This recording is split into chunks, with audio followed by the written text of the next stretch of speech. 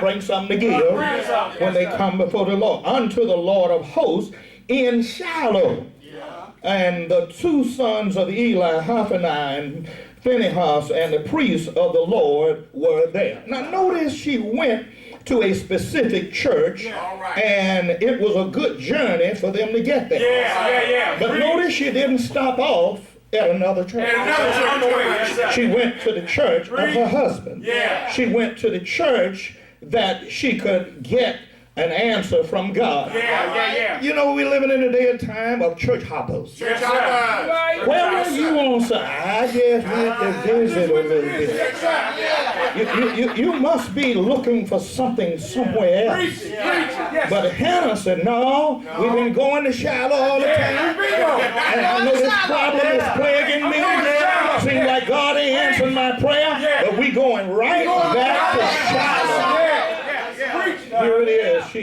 She admits that she has a problem, but she goes to God with her vow and as the God of Sabaoth that he can deliver. Oh, that Christians would believe that God is at work, whether they see it or not. Whether they know it or don't know it. God is at work. God does not have to wake you up and tell you what he's going to do. He is sovereign. And whether you live or die, it is his choice. I want to tell you tonight that God is in charge. And Hannah found out. She sought God's approbation. She sought God's approval. But secondly, we find in, this is verse number 11, that Hannah desired God's attention. She not only wanted God's approbation or approval, but she, as a child of God, wanted God's attention. Where do you find that, preacher? In verse 11, the B part. If thou wilt indeed look up on. I'll need your attention, God. Look up on my problem. The affliction of thine handmaid. This we see her desperate consideration. In that she is going to God saying, I'm hurting. I'm afflicted. But yet I'm going to come to church.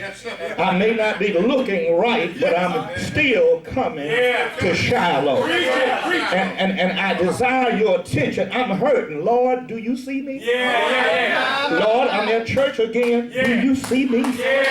Do you see me? I'm in my affliction. I'm in a desperate consideration. Hannah, in this verse, invoked God's presence where she was having a problem. How do you know that, preacher? All in verse number 11. And look what Hannah said in verse number 11. And remember me and not forget thine handmaid. Here is her clarification. And we need to understand that we need to be clear from where we are praying and don't be busybody in nobody else's business. Hannah wanted God's attention upon her plaguing, lingering problem. Will you look upon the affliction of your handmaid and have a deep consideration while I'm in desperation? Lord, remember me and not forget me. This is her prayer, but this is also her plea. Psalm 37 and verse number 4 says, if you delight yourself in the Lord, he will give you the desires of your heart. Do you know what you want? You shouldn't be praying unless you know what you want. Well, I'm praying because everybody else praying. No, you need to know what you want. What is your issue? What is it that you come before God that only God can straighten out, that only God can bless? You need to know that you need to get God's attention. Are you delighting yourself in the Lord, the God that we serve? Are you getting his attention? Or are you busybodying and looking at what somebody else is wearing in the church? You're looking at and listening to what somebody else is saying and talking about somebody missing a musical note and all of that. You need to invoke God's attention into your affairs. that you can get out of other folks' affairs. Yeah. We got too much of that going on. We got people at church watching other people and not listening for what God has to say about it. That's right. But then, look what she says, but will give unto thine handmaid a man child, not just a baby, Yeah. All right. but a man child. That's right. Hannah is so engrossed in her situation that she is being saturated with her consecration All right. until her eyes are on nobody but God. Yeah. She is so willing and so ready. Here she is saying, get in, watch this, my dead womb My. and give life to me Yeah. that I've never had before. Yes, sir. Yes. I'm looking at P9 and her little old baby children.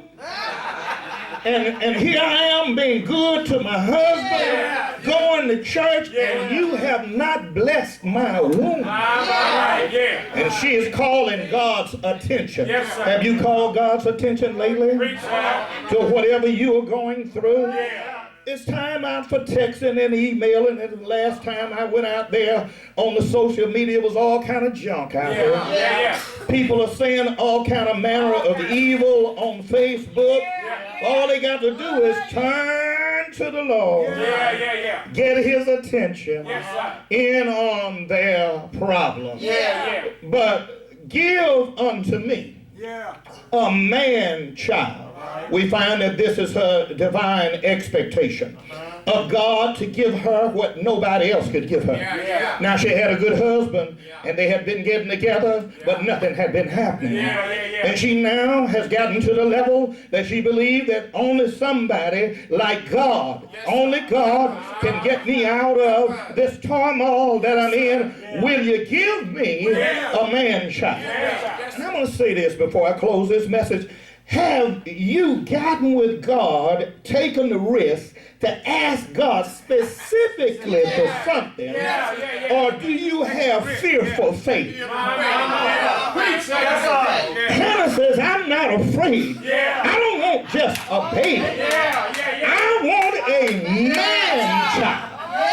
Here, Hannah shows her faith in God's ability to deliver that specifically that would make her rejoice. Are you searching God specifically? You need to go to God in more than a praise song. You need to go to God in more than an eloquent sermon. That's right. You need to go to God with your heart wide open and tell the Lord what to put in your life that would clear up your situation. Get in my dead womb, God, and make my womb live. While your womb may not be a womb physically, your womb may be a job. Get in my job and make my job act right. Make my job give me a promotion. Make my job give me a raise. I've got some racism and prejudice that I'm dealing with on my job, Lord, and I'm just as matched with others in my job as anybody else. My resume is good, but my paycheck won't move. It could be my schooling. I've sat in the classroom for years and look like I can't graduate. And all I have on my mind is quituating. And then it may be a relationship. Been married a long time, but some kind of way it seems like darkness is all around. I just want a lively relationship. Let me tell you, Hannah's strong faith in God made it happen for her. We'll find in this verse that Hannah's decision of personal appreciation made God answer her prayer. See, if you go to God in the right way, he will answer your prayer. First of all, you need to get his approval. Secondly, you need to get his attention.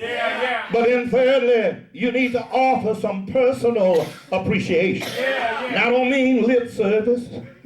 You need to take something to God to appreciate him. The church today have stopped giving, but you need to give in order to get. And then look what she said in verse number 11. Lord, if you answer my prayer, then I will give him unto the Lord all the days of his life. Hannah then closes her prayer saying what she is willing parentally to do. I will take care of him with the Nazarene rites. I won't let a razor come upon his head, but his head shall be clear of thinking and a glory unto our God. And so here it is. Hannah says, I'm willing to offer back to you what you have given to me. I want to tell you this evening that whatever the Lord gives to you, you ought to be willing to re-surrender it back to the Lord. This girl had a clear heart with God. She knew that she had to participate with him. She knew that she needed to glorify him. You glorify God when you surrender your faith. And I'm so glad that we got one that's better than Samuel. He was a great judge, but I know somebody who is a greater judge.